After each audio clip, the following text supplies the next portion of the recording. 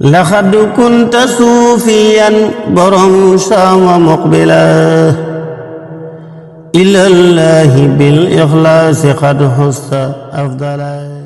sëriñ Habibullahi ñu gën koo xam ci sëriñ Mame Balla Mbacke di doomi borom Cham ak soxna Atta Xulle mi ngi gane àdduna ci atum 1905 ca Mbacke Xewar. sëriñ Touba moo ko dalal alxuraan ginnaaw ba mu jox ko sëriñ Ndaam Abdourahman Lo ca Ndaam ngir mu àggaleel ko njàngum alxuraanam.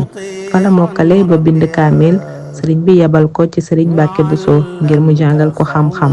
ci atum 1926 la ko sëriñ bi yebal Xulle ci ay nijaayam taxawaloon na fay daara itam ci dëkk bu ñuy wax Ngéraan. ginnaaw bi ci la ñëw Misra ci ndigalul sëriñ Cheikh Astawalo amoon fa taxawaay bu rëy rawatina ci néew ji doole yi ku amoon wàccuwaay la ci ñëpp rawatina ay mbokkam. mi ngi fi bàyyi ko bisub àjjuma dëppook 1944 ca kër maam Cheikh Anta Daaru Salaam ñu denc ko ca Mbàkke Xewar ci wetu waajuram borom Cham.